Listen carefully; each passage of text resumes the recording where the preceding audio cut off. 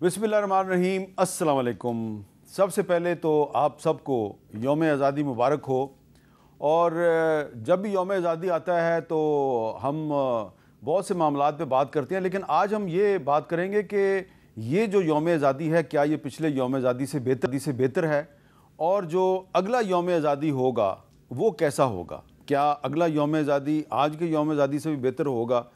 तो इस पर हम आज गुफ्तगू करेंगे। बहुत से मामलात हैं, इसमें सियासत भी आ जाएगी, इसमें मईशत भी आ जाएगी, इसमें पाकिस्तान की जो ख़ारजा पॉलिसी है वो भी आ जाएगी, क्योंकि आजकल जो हमारी सियासत और मईशत है उसका ख़ारजा पॉलिसी से बहुत गहरा ताल्लुक़ है। आज जिस अंदाज से यौम आज़ादी पर इस्लामाबाद को और पाकिस्तान के तमाम शहरों को, कस्बों को, देहातों को जिस तरीके से सजाया गया वो आपके सामने है।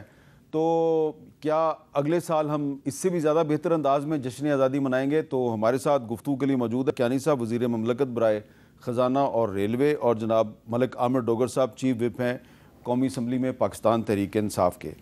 तो बिलाल अज़हर कियानी साहब, ये बताएं कि पिछले साल मुझे याद है कि जब यौम आज़ादी था तो मुझसे लोग पूछते थे जी पाकिस्तान डिफ़ॉल्ट तो नहीं कर जाएगा कहीं पे? तो अल्लाह का फ़ज़ल है, डिफ़ॉल्ट तो हमने नहीं किया। तो आपसे मैं ये पूछना चाहता हूँ कि पिछले यौम आज़ादी और आज के यौम आज़ादी में एक साल में क्या फ़र्क आया, और क्या ये यौम आज़ादी पिछले यौम आज़ादी से बेहतर है? जी, बिस्मिल्लाहिर्रहमानिर्रहीम। मीर साहब बहुत शुक्रिया जी अपने शो में दावत देने का, और ख़ास तौर पे आज के दिन 14 अगस्त के दिन दावत देने का आपको जी, और आपके तवस्सुत से पूरी कौम को यौम आज़ादी मुबारक। आज 78 बरस गुज़र गए जी आज़ादी के, और अल्लाह ताला के फ़ज़ल व करम से हमारा मुल्क आज सलामत है। और इसमें यकीनन इस सफ़र के जो तफसीलात हैं उसमें हम आगे भी शो में रोशनी डालेंगे। मगर आज मेरे ख़्याल से जी एक ऐसा दिन होता है, हम तो हर दिन ही बतौर कौम इस पर रोशनी डालते हैं, मगर आज वो दिन है जिस पे हम आज़ादी के शुहदा को सलाम पेश करें, और कायद आज़म समेत तमाम क़यादत जिसने पाकिस्तान के वजूद को मुमकिन बनाया, जो कुर्बानियाँ उस टाइम पे हमारे आबा व अजदाद ने दी, जो उस टाइम पर कोशिशें और काविशें हुई जिसके नतीजे में कुर्बानियाँ, जिसके नतीजे में मुल्क कायम हुआ, इसकी अहमियत को फिर से याद करने का ये एक दिन होता है। क्योंकि अक्सर मुमकिन होता है जब इतने बरस गुजर जाएं कौम को बने हुए, तो ये हकीकतें हम फॉर ग्रांटेड शायद लेने का रिस्क होता है। तो वो दिन होता है जिसमें हम ख़ुद भी रिफ़्लेक्ट करें, अपने बच्चे भी, बुज़ुर्गान सब मिल के रिफ़्लेक्ट करते हैं कि इसकी अहमियत और इसके पीछे हक़ाइक़ और हकीकत क्या है। और जो आपका सवाल है मीर साहब, देखिए उसके हवाले से दो पहलू हैं। एक तो आपने मईशत के हवाले से बात की, तो यकीनन पिछले साल ये बात हो रही थी कि, और बल्कि जब ये हुकूमत भी हमारी फरवरी में पिछले साल बनी थी, तो ये लोगों का ख्याल था कि ये मुआशी तौर पे इतने मुश्किल हालात हैं कि ये तो जो भी हुकूमत लेगा एक कांटों का ताज है और ये अपने वज़न तले खुद ही गिर जाएगा। और उसकी बुनियाद लोग मईशत ही बनाते थे कि मुल्क डिफ़ॉल्ट कर जाएगा, IMF के साथ नया प्रोग्राम तय पाया जाएगा कि नहीं। तो पिछला साल हमने बजट भी एक पेश किया, IMF के साथ उस वक्त नेगोशिएशंस भी जारी थी। सितंबर में जाके फॉर्मली वो प्रोग्राम का भी आगाज़ हुआ, और अल्हम्दुलिल्लाह उसका रिव्यू आपने देखा कि मार्च में उसका स्टाफ लेवल एग्रीमेंट हुआ, मई में हमने वो रिव्यू पास किया, और इस एक साल के अंदर महंगाई की शरह को 23% से 4.5% पर लाया गया। ज़र मुबादला के ज़खायर मुस्तहकम हुए। 14 साल में पहली दफ़ा करंट अकाउंट सरप्लस आया। आपकी मईशत में एक इस्तेहकाम आया, एक स्टेबिलिटी आई, जो अब बुनियाद बन रही है आगे हमें, जो हम मईशत को ग्रोथ की तरफ, मज़ीद रोज़गार की तरफ लेके जाना चाह रहे हैं। और IMF से एक मुस्तकिल छुटकारा की जो मुस्तकिल बात होती है कि अपनी मईशत में डॉलर कमाने की सख्त एक्सपोर्ट बढ़ाएं, उसकी तरफ अब एक सफ़र जारी है। तो अल्हम्दुलिल्लाह लोगों की तवक्कुआत के बरक्स मिनी बजट भी नहीं आया, और हमने अपना IMF के अहदाफ भी पूरे किए, और लोगों की तवक्कुआत से बढ़कर मईशत को संभाला दिया। आगे काफ़ी सफ़र बाकी है, और इंशाल्लाह उस पर भी मैं आपके शो में आगे अगर आप बात करना मुनासिब समझेंगे तो मज़ीद बात करेंगे। मगर मैं एक और बात ज़रूर कहना चाहूँगा इस साल के यौम आज़ादी की अहमियत के हवाले से, और वो है इस साल जंग में जीत अल्लाह ताला ने हमें नसीब की है। मेरे ख़्याल से इस हवाले से ये यौम आज़ादी नहायत स्पेशल है। इस साल जो भारतीय जारियत के सामने जिस तरीके से बतौर कौम हमने मुकाबला किया, अफवाज ने उसको लीड किया, मगर मेरे ख्याल से कौम ने भी जो बहादुरी दिखाई, डिप्लोमेटिक सतह पे जो हमें जीत मिली, आप मीडिया का जो उसमें किरदार रहा, और तो यकीनन मेरे ख्याल से इस हवाले से ये ख़ास साल है, और ये एक ऐसा साल है जिसमें हमें मज़ीद एहसास है और कदर हुई है इस कौम की, इस मुल्क की, जो हमारा मुल्क है, और इसकी सलामती के लिए जो किरदार इस साल हमारे जवानों ने अदा किया, आई थिंक हम सब को उन पर फ़ख्र है जी। जी मलिक आमिर डोगर साहब, ये जो یوم آزادی ہے یہ پچھلے یوم آزادی سے کتنا بہتر ہے، اور اگلا یوم آزادی 2026 کا یوم آزادی آپ کو کیسا لگ رہا ہے؟ بسم اللہ الرحمن الرحیم. بہت شکریہ امیر صاحب. آج میں سب سے پہلے تو بوجھل دل کے ساتھ پوری قوم کو جشن آزادی پر مبارکباد پیش کرتا ہوں، اور اس شعر کے ساتھ اپنی بات کا آغاز کروں گا. یہ داغ داغ اجالا یہ شب گزیدہ سحر، یہ داغ داغ اجالا یہ شب گزیدہ سحر، وہ انتظار تھا جس کا یہ وہ سحر تو نہیں. یہ فیض صاحب نے شعر کہا تھا قیام پاکستان کے کچھ عرصے کے بعد. تو آج قیام پاکستان کے 78ویں سال حالات وہی ہیں. قائد اعظم محمد علی جناح کے 3 فرمودات کے ساتھ میں اپنی بات کو مزید بڑھاؤں گا کہ انہوں نے جمہوریت، آئین اور عوامی حقوق کے لیے بہت واضح اور طاقتور الفاظ کہے تھے. سب سے پہلے انہوں نے نمبر 1 یہ کہا کہ جمہوریت کا مطلب صرف ووٹ دینا نہیں بلکہ عوام کی رائے کا احترام اور ان کے حقوق کی حفاظت ہے. نمبر 2، پاکستان میں ہر شہری کو آزادی اور مساوی مواقع حاصل ہونے چاہیے. نمبر 3، جمہوریت میں سب کو قانون کے برابر ہونا چاہیے. کسی کو طاقت یا دولت کے سبب دوسروں پر فوقیت نہیں دی جا سکتی. آج کیا ہو رہا ہے؟ جب انصاف کو دبایا جائے اور طاقت کو قانون بنایا جائے تو پھر ریاست قائد اعظم محمد علی جناح کے افکار اور قول کے مطابق ریاست نہیں بنتی، وہ پھر جنگل کی ریاست بن جاتی ہے اور جنگل کا قانون ہے. آج جب ہم خوشیاں منا رہے ہیں، ابھی 2 دن پہلے ہی میر صاحب پنجاب کی دہشت گردی کی عدالت نے ایک بار پھر ہمارے کارکنوں، ہمارے لیڈران کو 10 سال دہشت گردی کے مقدمے میں دہشت گرد بنا کر سزا دی گئی ہے ان لوگوں کو جنہوں نے اس ملک اور قوم کی خدمت کی ہے.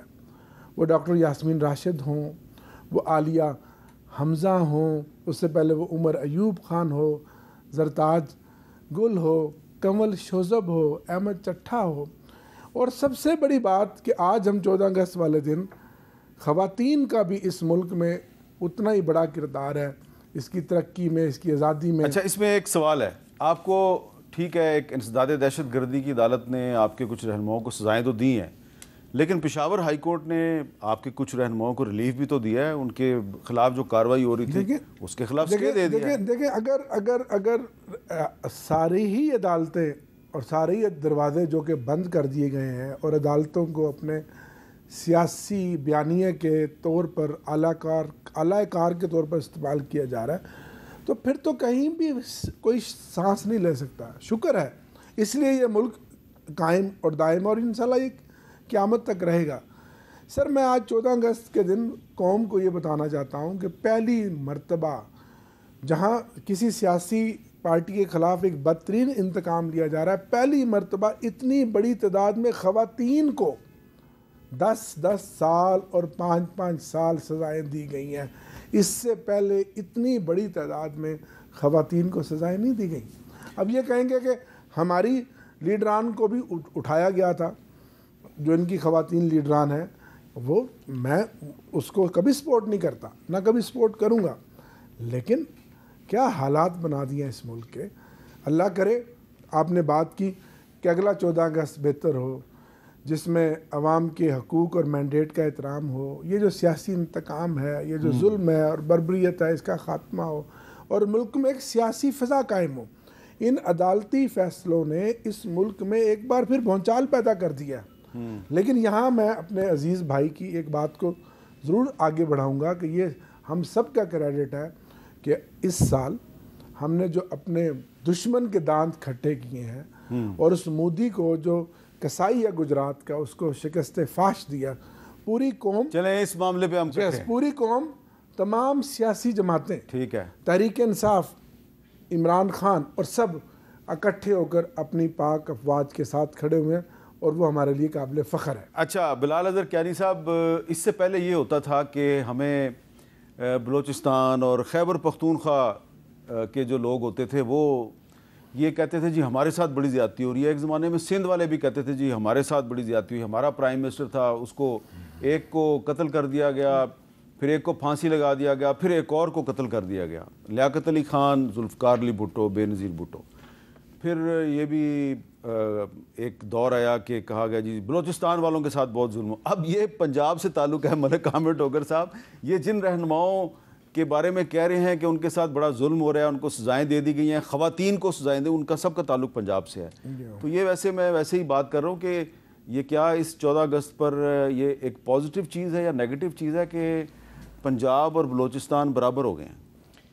میر صاحب دیکھیے, میں تو فرینکلی آج 14 اگست کے اسپرٹ میں چاہ رہا تھا کہ ہم موضوعات کچھ اور ہی رکھیں. ان موضوعات پہ ہم روزانہ بات کرتے ہیں, مگر اب یہ بات آپ کا ایک پلیٹ فارم ہے, کروڑوں لوگ دیکھتے ہیں.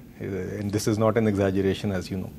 دیکھیے بات یہ ہے کہ جرائم کی کوئی صوبائی نیشنلٹی نہیں ہوتی, جرائم کی کوئی صوبائی شناخت نہیں ہوتی. اب بنیادی بات یہ ہے کہ ایک شخص گرفتار ہوا تھا, ان کے بانی, یہ حقیقت ہے. ان کی گرفتاری کے بعد ان کی جماعت کے یہی پولیٹیکل فیسز, یہی لیڈرز, انہی کی جماعت کے کارکنان کو لے کے, انہی کی جماعت کے جھنڈے اٹھا کر شہر شہر میں باہر نکلے تھے, یہ بھی حقیقت ہے.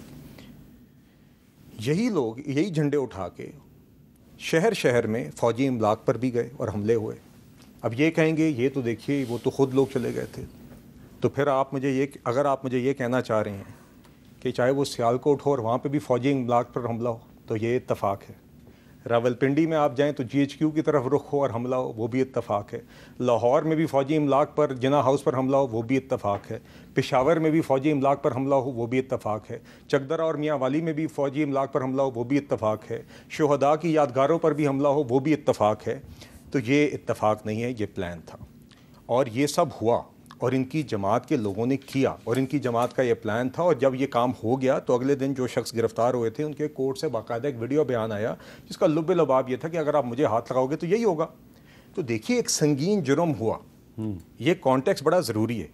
اس لیے میرے نزدیک تو فرینکلی میں یہ کسی ایک انڈیویجول کیس پہ نہیں آپ کے ساتھ کامنٹ کرنا چاہوں گا. دیکھیے وہ ATC کورٹس میں فیصلے ہوئے ہیں, آگے اپیل کے مواقع موجود ہیں, وہ ایک لیگالٹیز ہیں, ٹیکنیکلٹیز ہیں, ہر شخص اپنا مقدمہ لڑے, مگر یہ جرائم ہوئے, اس میں سزائیں ہونی چاہیے تھیں. اور یہ ہرگز بھی یہ تاثر دینا کہ جلد بازی میں آئیں, یہ 2.25 سال بعد یہ سزائیں ہوئی ہیں. میرے نزدیک یہ اتنے سنگین جرائم تھے کہ ان کی سزائیں سزائیں ہفتوں میں آنی چاہیے تھی, 2.25 سال بعد نہیں. یہ دیر آئے درست آئے کا معاملہ تھا. مگر آج میں سمجھتا ہوں یہ اتنے سنگین جرائم ہیں کہ ان کے اوپر آپ کو سزائیں اگر آپ نہیں دیں گے تو آپ غلط پریسیڈنٹ سیٹ کریں گے. ہاں, جس نے جرم کیا ہے اس کو سزا ملنی چاہیے, جو بے گناہ ہے اس کو رہا ہونا چاہیے. اس کا ایک جوڈیشل پروسیس ہمارے ملک میں موجود ہے. جی اچھا ڈوگر صاحب, اسحاق ڈار صاحب جو ہیں, جو پاکستان کے ڈپٹی پرائم منسٹر ہیں اور وزیر ہیں, انہوں نے کل ایک بات کی ہے, میں چاہ رہا ہوں کہ ذرا وہ بھی سن لیتے ہیں تاکہ پھر بات کو تھوڑا آگے بڑھائیں. جب تک تمام ادارے اور تمام پولیٹیکل پارٹی مل کر پاکستان کو آگے نہیں لے کے جائیں گی, یہ کھینچا تانی جو 7 دہائیوں سے زیادہ وقت ضائع ہو گیا ہے, یہ وقت ضائع ہوتا رہے گا. اور یہ جو انہوں نے کہا کہ تمام سیاسی جماعتیں جب تک مل بیٹھ کر بات چیت نہیں کریں گی تو یہ کھینچا تانی ختم نہیں ہوگی. اسی طرح کی بات اسپیکر قومی اسمبلی ایاز صادق صاحب نے بھی کیا, وہ بھی سنتے ہیں. بیٹھیں, بات کریں گورنمنٹ کے ساتھ, میں فیسیلیٹیٹ کرنے کو تیار ہوں. ہم نے پہلے بھی فیسیلیٹیٹ کیا تھا, اس وقت گورنمنٹ کی طرف سے بریک نہیں ہوئی تھی. آپ بات چیت کریں, ان کو ڈیمانڈ کریں, کہیں کہ جی ہم پروسیڈنگ میں حصہ نہیں لیں گے اگر آپ ہماری ملاقات یا جو بھی, میری بات سن لیں, میری بات. تو اس لیے طریقہ مذاکرات کا یہ جو گرینڈ جرگا مجھے نہیں سمجھ آتی. یہ گرینڈ جرگا ہے میرا, یہ گرینڈ جرگا اور سینٹ گرینڈ جرگا ہے ہمارا, یہاں پہ بات کریں. جی ڈوگر صاحب, آپ نے جو باتیں کہیں اس سے تو کوئی انکار نہیں کر سکتا, لیکن اسپیکر صاحب اور ڈپٹی پرائم منسٹر صاحب کہہ رہے ہیں کہ آئیے مل جل کے بیٹھ کے بات چیت کے ذریعے راستہ نکالتے ہیں. دیکھیں ان کی بات میں بڑا وزن ہے, لیکن اس کے لیے حکومت پہلے کوئی ماحول بناتی ہے.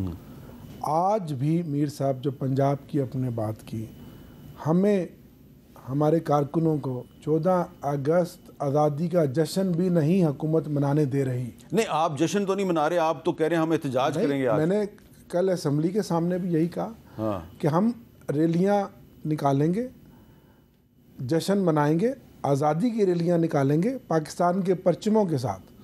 پچھلے 2 دن سے उसी तरह पंजाब में जिस तरह इन्होंने टीमें बनाई हुई हैं, हर ज़िले में, हर तहसील में, हर गांव में पुलिस दरवाजे खड़का रही है, डोर नॉकिंग हो रही है, उनको गिरफ्तारियां हो रही हैं, उनको डराया जा रहा है, धमकाया जा रहा है, सैकड़ों कारकुनों को थाने में जाके बिठा दिया है और फिर उनको साइड वाले कमरों में बिठा दिया है और उनको डराया जा रहा है कि ख़बरदार अगर आपने पीटीआई की किसी रैली का भी हिस्सा बनाया। हमारी वो रैली है जहाँ जश्न आज़ादी की बात करते हैं, वहाँ हम आज के दिन इस मुल्क में हकीकी आज़ादी की भी बात करते हैं और आज के दिन हम ये इस बात की भी तजदीद करते हैं कि हम सब ने मिलकर इस मुल्क को आगे बढ़ाना है।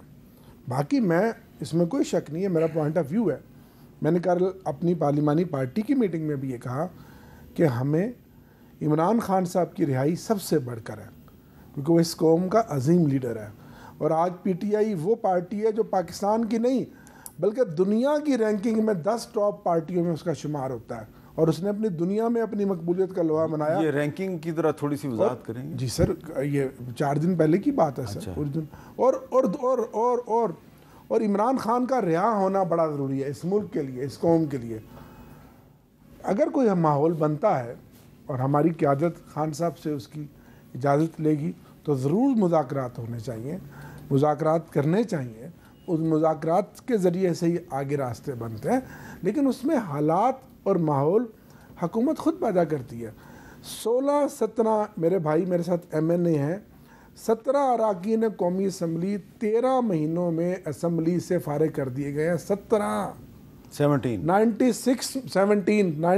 से आज हम आए थे और आज हम कोई 75-76 हैं। उन सब को एक ही तलवार सियासी इंतकाम, और क्योंकि वो इमरान खान के साथ खड़े हैं और उनको उनकी वफा का ये सिला मिला है। ऐसा कभी होता है?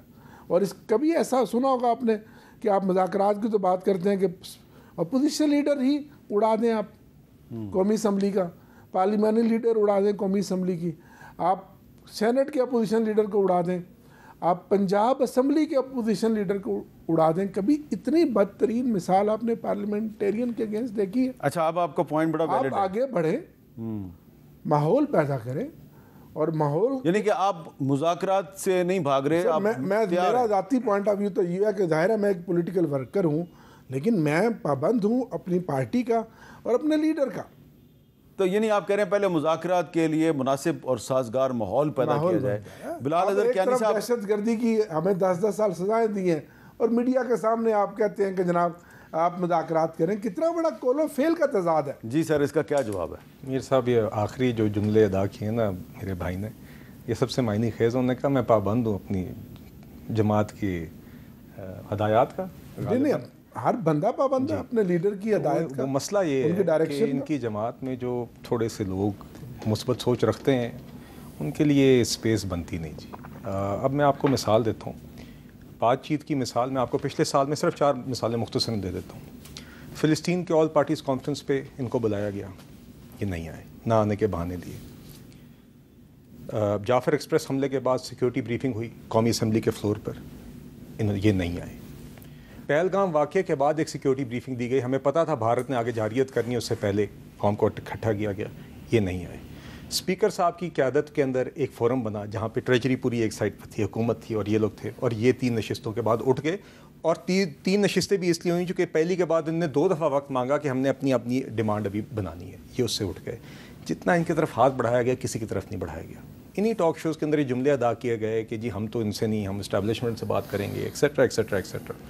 दूसरी बात यह है मीर साहब कि ये आज भी मुझे जिस चीज़ की तशवीश है, डोगर साहब की बातें अपनी जगह, मगर अब आप बात करते हैं कि क़यादत के डायरेक्टर के पाबंद हैं, तो क़यादत ने तो एम्पावर किया हुआ है किसको? अली अमीन गंडापुर को।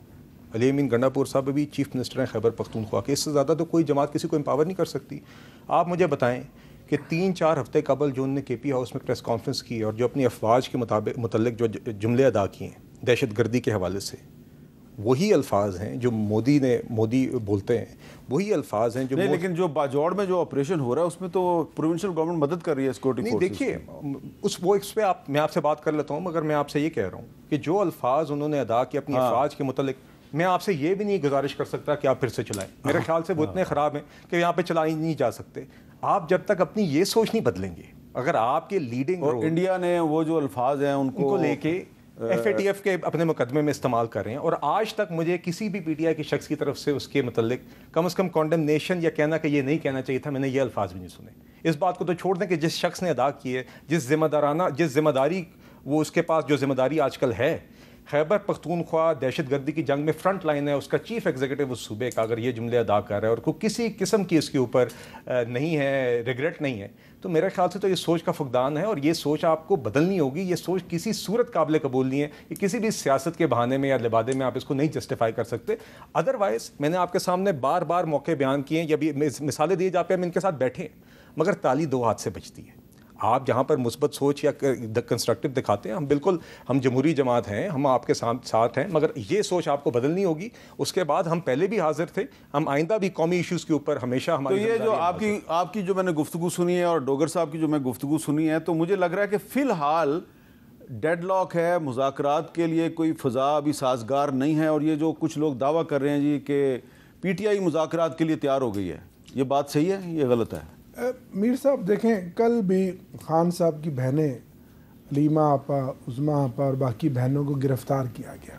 نہیں پھر چھوڑ بھی عدالت نہیں سر، کئی گھنٹوں کے دھرنے کے بعد عدالت کا حکم ہے. منگل کا دن فیملی کی ملاقات کا دن ہوتا ہے، جو دن ہے وہ ملاقات کا دن ہوتا ہے. عدالت نے طے کیا نہیں ملنے دیتے، کئی گھنٹے وہ بیٹھی رہتی ہیں.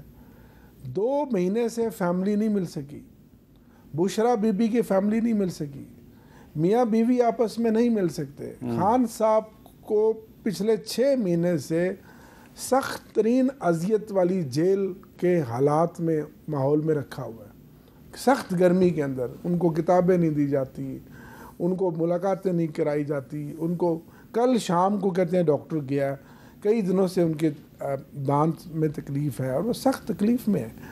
ایک ایسا بندہ جو آج 14 اگست کے دن جو پاکستان کے پرچم کو اس نے پوری دنیا میں اس کی عزت کرائی، ایک ایسا بندہ جس نے پاکستان کا دنیا میں نام روشن کیا، اس کو آپ اس طرح تو کبھی جنگی قیدی کے ساتھ بھی ماحول نہیں ہوتا جو آپ نے جس ماحول میں ایسا رکھا ہوا ہے.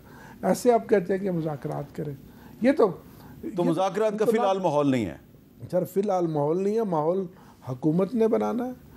اور وہ جو مذاکرات کال آف ہوئے تھے اس میں بھی مسلسل 2-3 میٹنگوں میں اسحاق ڈار صاحب کہتے رہے کہ میں آج اس کمیٹی کو خان صاحب کے پاس بھیجوں گا، کل بھیجوں گا، پرسوں بھیجوں گا. اگر وہ کمیٹی جو خود مذاکرات کر رہی تھی اس میں کچھ لوگ سنجیدہ بھی تھے، کچھ لوگ چاہتے بھی تھے کہ معاملہ آگے بڑھے، ایسی بات نہیں ہے، میں کسی کی نیت پہ شک نہیں کرتا، لیکن اگر وہ کمیٹی خان صاحب کو ہماری مذاکراتی کمیٹی کی ملاقات کی اجازت دلوا دیتی اور وہ مل آتے اور وہ مجموعی جو خان صاحب ان جتنی میٹنگ سیشنز کی ان کو لیکن اس میں آپ کی طرف سے یہ اصرار کیا جا رہا تھا کہ جناب ہم اگر مذاکرات کریں گے تو جناب اسٹیبلشمنٹ سے کریں گے، آپ لوگوں کے ساتھ نہیں. آپ کے پاس تو کچھ ہے ہی نہیں ہے جناب.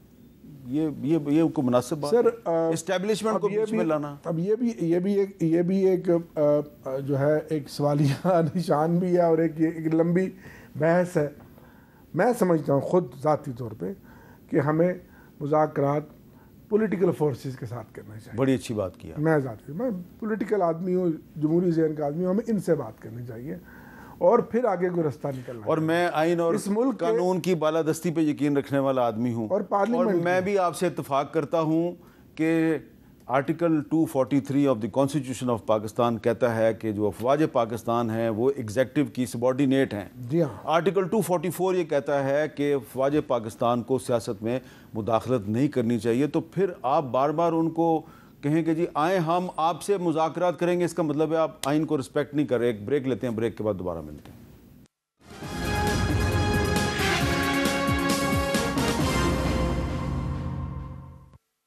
کیپٹل ٹاک میں دوبارہ خوش آمدید. یوم آزادی پہ کوئی ہمیں پاکستان کے فیوچر کے بارے میں بات کرنی چاہیے، لیکن فیوچر کا تعلق جو ہے وہ پریزنٹ کے ساتھ ہے. یعنی کہ جو ہمارا حال ہے اسی کی روشنی میں ہم مستقبل کا تجزیہ کر سکتے ہیں. اور حال اس وقت ہمارا یہ ہے، یعنی کہ پریزنٹ یہ ہے کہ ہماری جو قومی اسمبلی کے اپوزیشن لیڈر ہیں ان کو ڈسکوالیفائی کیا جا چکا ہے، سینٹ کے اپوزیشن لیڈر کو ڈسکوالیفائی کیا جا چکا ہے، اور بہت سے جو اپوزیشن کے رہنما ہیں ان کو سزائیں دی جا چکی ہیں. تو اس صورتحال میں بلال اظہر کیانی صاحب کیونکہ آپ کیبنٹ کا حصہ ہیں، جناب عامر ڈوگر صاحب یہ فرما رہے ہیں کہ یہ مذاکرات کے لیے مناسب ماحول نہیں ہے، لیکن ایک بریک تھرو ہو سکتا ہے کہ اگر حکومت ان سب کی، یعنی کہ ڈوگر صاحب کی اور بیرسٹر گوہر صاحب جو ہیں ان کی، اور جو باقی تحریک انصاف کے 5-6 اہم رہنما، اگر آپ ان کی عمران خان سے اڈیالہ جیل میں ملاقات کروا دیں، ہو سکتا ہے کہ کوئی بریک تھرو ہو جائے۔ میر صاحب دیکھیے، یہ جگہ جگہ میں نے آپ کے سامنے بھی مثالیں پیش کی، چار مواقع جہاں پہ دعوتیں دی گئی، یہ ہر وقت نہ آنے کے بہانے ہوتے ہیں سر، اور یہ ہم نے بار بار دیکھا ہے۔ ملاقاتیں ان کی پہلے بھی ہوتی رہی ہیں، آئندہ بھی ہو جائیں گی۔ وہ پہلے بھی ملاقاتیں، کتنی ملاقاتیں ہیں، کیا اس کا نتیجہ نکلا؟ یہ جو آپ بتا رہے ہیں کہ ہم بات ان سے نہیں کریں گے، اسٹیبلشمنٹ سے کریں گے، اس ٹائم پہ کتنی ملاقاتیں ہوتی ہیں، ہر تیسرے دن ملاقات ہو رہی تھی نا، کیا نتیجہ نکلا؟ ملاقات آگے بھی ہو جائے گی، مگر سوچ میں کوئی تبدیلی نہیں ہے۔ یہ سوچ میں تبدیلی کا میں نے آپ کو ایک معیار بتایا، علی امین گنڈاپور کے بیان کے متعلق کہ ادھر سے جیل سے ایک آواز آ جائے کہ اس نے غلط بات کی ہے، اپنی افواج کے متعلق یہ بات نہیں کرنی چاہیے۔ آپ کی سوچ میں کسی قسم کی تبدیلی نظر نہیں آ رہی۔ باقی ملاقاتیں یہ بہانے تھی۔ دیکھیے جب ہم پہلے بھی بیٹھے تھے نا، میرے بھائی نے بات کی کہ 3 نشستوں کے بعد یہ اٹھ کے گئے تھے، کہتے جی ابھی ہماری ملاقات کرانی ہے۔ 3 دن 4 دن ملاقات نہیں، 6ٹے دن ہو بھی گئی تھی، مگر یہ 4 دن بعد اٹھ کے چلے گئے تھے۔ پہلی نشست کے بعد انہوں نے کہا کہ ہمیں تھوڑا ٹائم دیں، ہم نے اپنا ابھی وہ خط بنانا ہے، ڈیمانڈس کا لیٹر بنانا ہے۔ دوسری میں آئے، کہتے ہیں ہمیں مزید وقت درکار ہے۔ تیسری میں آئے، تیسرے کے بعد اٹھ کے گئے، واپس ہی مڑ کے نہیں آئے۔ تو دیکھیے، اور دوسری بات جو بات ڈوگر صاحب کر رہے ہیں، یہ بات قدرن بقیہ پی ٹی آئی سے بہتر ہے، مگر یہ پی ٹی آئی نہیں ہے۔ میر صاحب آپ میری کرسی پہ، اچھا میں ایک بات بتاؤں، میر صاحب آپ اس ادھر 3 کرسیاں لگا کے 3 لوگ پی ٹی آئی کے بلا لیں، جس شخص سے پوچھیں گے پی ٹی آئی کا موقف بھی بدل جائے گا۔ اچھا دیکھیں، جشن آزادی بھی ہے اور ہمیں آج سچ بھی بولنا چاہیے تھوڑا سا۔ میں تھوڑا سا ناظرین آپ کو بتا دوں کہ پورا سچ تو ہم آج کل نہیں بولتے، یہ جو کچھ کہہ رہے ہوتے ہیں نا، یہ بھی بات پوری صحیح نہیں بتا رہے ہوتے، اور ڈوگر صاحب بھی جو پوری بات ہے وہ صحیح نہیں بتا رہے ہوتے۔ سب کی بہت سی لیمیٹیشنز ہیں آج کل کے پاکستان میں۔ اور یہ جو میرے بھائی ہیں نا بلال اظہر کیانی صاحب، بار بار علی امین گنڈاپور صاحب کی بات کر رہے ہیں کہ انہوں نے جو پچھلے دنوں فوج کے اداروں کے بارے میں بات کی تھی وہ درست بات نہیں تھی، یہ بالکل صحیح کہہ رہے ہیں، ان کو وہ بات نہیں کرنی چاہیے تھی۔ لیکن مائی ڈیئر بلال اظہر کیانی صاحب، گنڈاپور صاحب کو کوئی پرابلم نہیں ہے، ان کو بھی کوئی پرابلم نہیں ہے۔ اب آپ کو بھی بات ساری سمجھ آ گئی ہوگی۔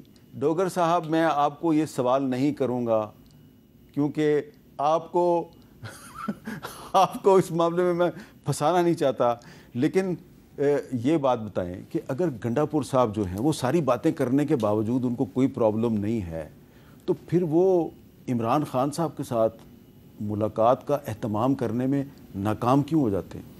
نہیں، میرا خیال ہے ایک ملاقات انہوں نے کی تھی، نہیں ان کی ملاقات ہوئی نا، آپ کی کیوں نہیں کرواتے وہ؟ ہاں بالکل، ہم تو یہ ڈیمانڈ بھی کرتے ہیں، ہم عدالتوں میں بھی جا رہے ہیں کہ ہماری ملاقات کرائی جائے۔ جو سیاسی عدالتوں نے تو آپ کو اختیار دیا ہوا ہے کہ جی سلمان اکرم راجہ صاحب جو ہیں وہ جو نام دیں گے ان کی ملاقات کروا دیں، لیکن ہر جمعرات کو نہیں ہوتی۔ ہم دوبارہ اس کے توہین عدالت میں بھی گئے، لیکن کوئی اثر نہیں ہوا۔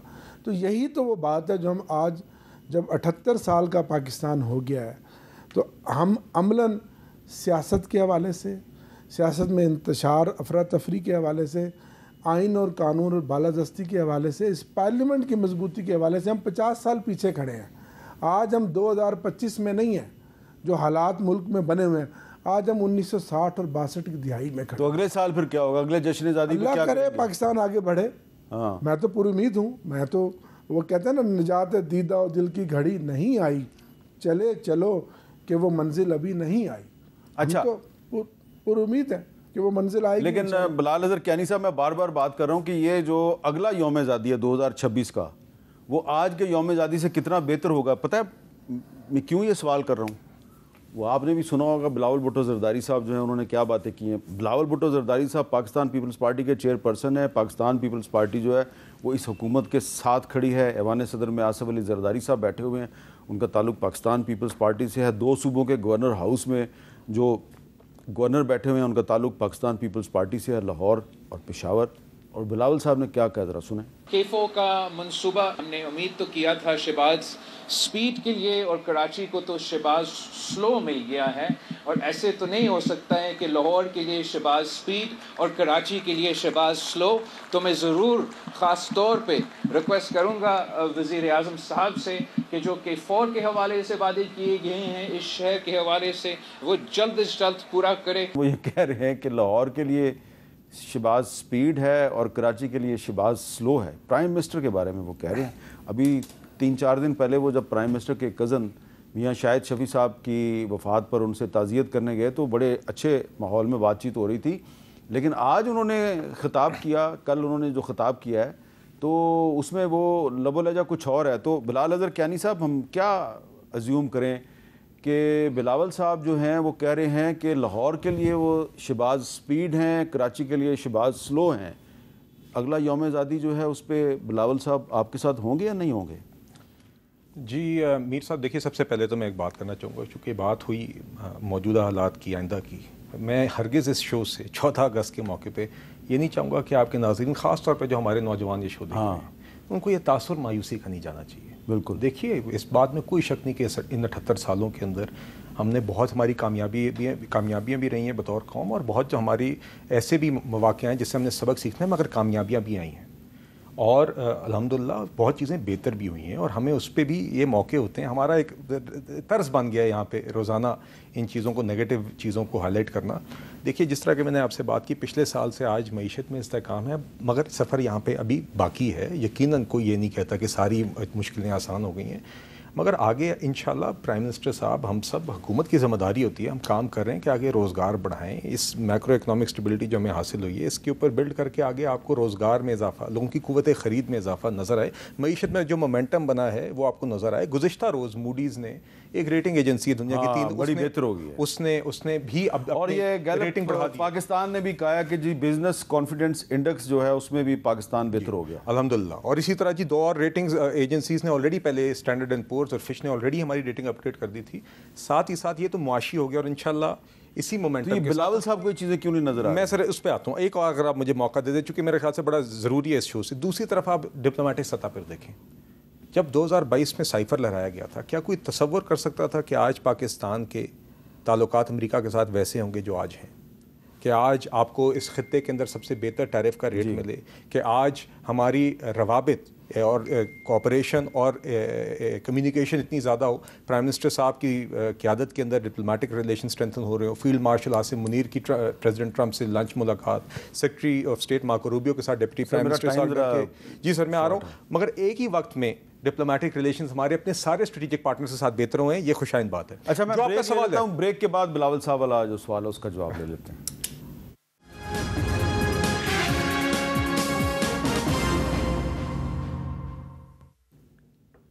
کیپٹل ٹاک میں دوبارہ خوش آمدید. جی میں معذرت خواہ ہوں بلال صاحب، ٹائم کم تھا اس لیے میں نے بریک لے لی. نہیں میں جو بلاول صاحب کو لاہور کے لیے شہباز شریف بڑے سپیڈ میں نظر آتے ہیں لیکن کراچی کے لیے بہت سلو نظر آتے ہیں، اس کا کیا جواب ہے؟ یہ دیکھیے بلاول صاحب اور پیپلز پارٹی ہمارے الائز ہیں، اور ایک آپ نے دیکھا کہ ایک ہماری پروفیشنل میچور ورکنگ ریلیشن شپ ہے جو پی ڈی ایم حکومت میں بھی تھی اور آج بھی، اور بنیاد ہے اس حکومت کی، اور انشاءاللہ اسی طریقے سے آگے چلے گی. باقی آگے اتحادیوں کے ساتھ دیگر ایشوز پہ بات چیت چلتی رہتی ہے. دیکھیے 2 باتیں. سب سے پہلے پرائم منسٹر شہباز شریف صاحب نے 2022 میں بھی سیلاب کے بعد جس طریقے سے انہوں نے ہرگز نہیں دیکھا کہ سندھ ہے، بلوچستان، انہوں نے وہاں پہ دکھایا آپ کو کہ پرائم منسٹر قوم کا تفریق نہیں کرتا. اسی طرح اب بھی چاہے وہ ہمارے محدود ڈیولپمنٹ سپینڈنگ ہو، اس کے اندر سندھ اور کراچی کے لیے مخصوص پیکیجز رکھے گئے ہیں اور یہ اسپیشل ٹریٹمنٹ دی گئی ہے کراچی کی ضروریات کو مد نظر رکھتے ہوئے، اور وہ مٹیریلائز ہوں گی. بقیہ دیکھیے بات، بہت ساری چیزیں 18ویں ترمیم کے بعد صوبوں کے پاس ہیں. NFC کے نتیجے میں صوبوں کے پاس اپنے وسائل بھی ہوتے ہیں، اس میں بہت سارا انحصار کچھ ڈیلیوری کا آپ کی اپنی صوبائی حکومتوں کا بھی ہوتا ہے. تو دیکھیے ادروائز کوئی پرائیورٹی کا ایشو نہیں ہے. تو اور انشاءاللہ پرائم منسٹر صاحب بالکل فوکسڈ ہیں پورے ملک میں، وہ اور خاص طور پہ جو ایریاز، کراچی ہمارا ایک اکنامک ہب ہے، اٹس اے ریئل فوکس. اگلے یوم آزادی پہ شہباز شریف ہی پاکستان کے وزیر اعظم ہوں گے انشاءاللہ. بالکل جی. ڈوگر صاحب اگلے یوم آزادی تک عمران خان صاحب جیل سے باہر آ جائیں گے انشاءاللہ. عمران خان بھی رہا ہوں گے، ہمارے باقی بھی اسیران رہا ہوں گے، کیونکہ وہ سارے ناحق عدالتوں کے ذریعے رہا اور جھوٹے. ہم تو ظاہر ہے ایک آئینی اور قانونی جدوجہد بھی جاری رکھیں گے، اور عدالتوں سے ہی ہمیں انصاف کی توقع ہے، اور ہم کہیں جا نہیں سکتے. یہی ایک اور اگلے یوم آزادی پہ شہباز شریف ہی پرائم منسٹر ہوں گے نا سر. یہ تو اس ملک میں جو حالات ہیں, بلاول صاحب کی سپیچ ابھی آپ نے سن لی ہے, تو یہ تو آنے والا وقت ہی بتا سکتا ہے. لیکن اس ملک میں جو انتشار ہے, جو افراتفری ہے, جو سیاسی عدم استحکام ہے, یہ مجھے بہت مشکل نظر آتا ہے کہ شہباز صاحب اگلے سال بھی ہوں. سر ہم تو دیکھیں, اگر آپ 8 فروری کے الیکشن کو دیکھ لیں, میں یہ نہیں چاہتا کہ آپ بھی گرفتار ہو جائیں. نہیں, سر 8 فروری کے الیکشن کو دیکھ لیں تو ان کی تو حکومت بھی نہیں بنتی. اچھا, تو اب آپ مختصراً بتائیے, مختصراً بلال اظہر کیانی صاحب مختصراً بتائیے کہ کیا اگلے یوم آزادی پہ پاکستان میں مہنگائی کم ہو جائے گی, انصاف زیادہ ہو جائے گا؟ انشاءاللہ جی, اس ملک میں جو ڈپلومیٹک ہمارے سفارتی تعلقات ہیں, انشاءاللہ جس طرح کا آپ نے اس میں اسٹرینتھنگ بہتری دیکھی, انشاءاللہ وہ بھی مزید اسٹرینتھن ہوگی. معیشت میں انشاءاللہ لوگوں کی قوت خرید میں ہم انشاءاللہ ہمارا ارادہ کہ اس میں آپ کو انشاءاللہ بہتری دکھائیں, ایکسپورٹس میں بہتری دکھائیں. اور ساتھ ہی ساتھ بالکل دیکھیے جی, جوڈیشل نظام جو ہے ہمارا, اس کے اندر خاص طور پہ لوور کورٹس میں جو لوگوں کے مسائل ہیں, اس کے لیے لیگل ریفارمز لیے جا رہے ہیں, اس میں بہتری دکھائی جائے گی. انشاءاللہ پرائم منسٹر صاحب شہباز شریف صاحب ہوں گے, یہ حکومت بھی قائم رہے گی انشاءاللہ, یہ اتحاد بھی قائم رہے گا. اور یہ جو تسلسل آپ ریاست کے دیگر ستون میں اور اوور آل ہماری ایک پروگرس بطور قوم دیکھ رہے ہیں, انشاءاللہ اسی تسلسل کے ساتھ آگے اگلے سال بھی انشاءاللہ بہتری ہوگی. بہت بہت شکریہ بلال اظہر کیانی صاحب, بہت بہت شکریہ جناب عامر ڈوگر صاحب. اور ہم دعا کرتے ہیں کہ جو اگلا یوم آزادی ہے یعنی 14 اگست 2026, وہ آج کے یوم آزادی 14 اگست 2025 سے اچھا ہو.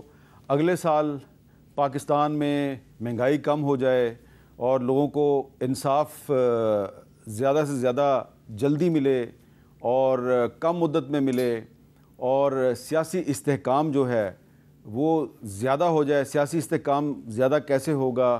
جب پاکستان میں آئین و قانون کی بالادستی ہوگی اور جو سیاسی قیدی ہیں ان کے لیے جیلوں کے دروازے کھل جائیں گے, تو یقیناً پاکستان میں سیاسی استحکام پیدا ہو سکتا ہے.